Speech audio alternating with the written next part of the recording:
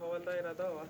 هغه جماعتي کوم چې موږ ټول څه خبره کوو خو بهرحال مول مولوي صاحب اوس خپله خبره دی مؤمن دي مول ته ټول قوم الله بکنیه تاسو ټول ته زه اول د اسلامي طریقې ته سلام یم السلام علیکم ما زه ډېر مخکې وغوښتل چې زه تاسو سره راشم تاسو یې مو ناستی وشي کوم کې کال یو نیم کال مخکې هم دلته موږ اتاک شوی کوم ټایم کې د علاقې خلک واپس راغلي دلته موږ خپل ټولو خلکو سره خبرې شوې سره د علاقې څومره هم مسالې دي او د علاقې څومره هم مشکلات دي دا په دې باندې به نه حل شي چې د سادې والا دفترو ته یې پرېږدو یا د پېښور یا د اسلام آباد والا دفترو ته یې پرېږدو یو خفه نه شو خپلو مشرانو ته د کوم مشران په دفترو کې وي د دې سره د علاقې مسالې نه حل کېږي او نه د حل کولو طرف ته تللی شي خو دویمه خبره دا د مولوي صاحب ډېرې ښې خبرې وکړې باید دا دی چې موږ دلته نه کوزېږي زه دا یم که چېرته بادیانو سره علاقه ترقي موندله نه دا واحد داسې علاقه ده چې دغه علاقې به ډېره ترقي به کړې وه که چېرې نفرتونو سره برودو کلتوسو سره شونکوپو سره د یو بل رنګونو سره یو بل ویشتلو سره که چېرې علاقې ترقي کوله که نه د واحد دا داسې علاقه دی چې دا به په علاقې کې نه په پاکستان کې به دیوانامه ورسره دې شي کې دوره مخکې لاړه خو تاریخ ګواه دی دې خبرې چې بل ته بېخیري رسونې سره سړي ته نه خپله ترقي ورایږي او نه علاقې ته ملېږي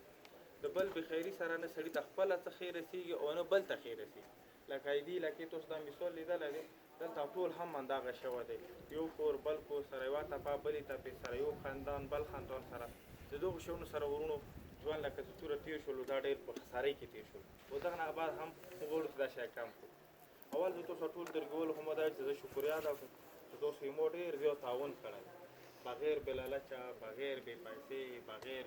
د وعدو نه بغیر د زیاتو راتاوو نه تاسو یې مو تعاون کړو زه هغه یې تاسو ټولو شکریا ادا کوم ځکه مدرسه داسې ځای دی چې دا د ټولو مشترک دی بل زه تاسو ته دا یم چې دغه نه خپله بیا د ژوند تېرې کول یو اصول مو سره پروت دی دغه درګي کې بیا تاسو ژوند تېروو موږ بیا تېروو که ځنه مثالو دپاره که ځوانانو یا مشرانو یا د مو علما مو کردار نه د کوو که نه د علاقه ترقي نه موندي زه تاسو ته بیا راغلم څه وخت مخکې راغلی وم تاسو ډېر کورونه علاقې سروي نه پاتې وو بیا مو وعده وکړه بیا هغې ته ورځې درګول راووتلو بیا مو دفتر کې چوټي ورېده مو ته افسران بیا راغلو بیا افسران مو وتلو کمیټې جوړه کړه کوم کورونه څه پاتې څه عبدالخالق تاسو نامې راکړو چې مو هغه ولکړو چې مو ورچې نه راووتو تاسو بعضې ځنه داسې مشورونو هغو ته مو دا خبره وکړو چې د کوم کورونه پاتې دي موږ به دا نامې لګولو نه چې د کوم کورونه شوي دي دوې درې شوي دي هغه د څلورو پنځو شپږو حقداري د اول به د هغه لیست تېرو نو ما ورته بار بار ویل چې نه د کوم پاتې دي دا د وشي هغه ویل نه بس موږ څه اته کندې او داسې څه راته ویلي و یاره ته ډېره مننه ته نور تلاشي خبره موږ ته پرېږده بس مولوي چلو مشران ته مو خبره پرېږده خو د خدای پازه دی نه بیا ټیم راغلی دی نه بیا د هغو کور وشي نو د نور راوړه تاسو ته بیا یم کسه لارې کې خو د شکر دی روډ دلته اوس بجلي مزدي طور په طور پراته دي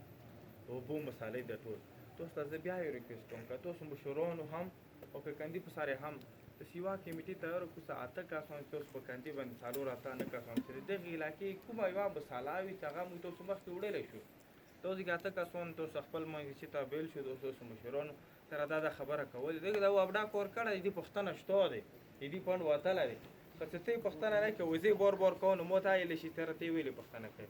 تاسو ټول د دې خبرې ته راغلي تاسو سره ملایان خپله خبره کوي اول چې تاسو ټولو مو شکریا ادا کړه بیا زه تاسو ته وایم چې کوم ځوانانو یا کوم مشرانو تاسو یو ځای ته شو که نه یوه کمیټې هغې ته جوړه کړو چې موږ تاسو روان وخت د درګي دپاره دغې علاقې دپاره یو مزال وکړو تاسو د وخت راکونې ډېره مننه که څوک څه خبره کوله شا زه ته راغلی میله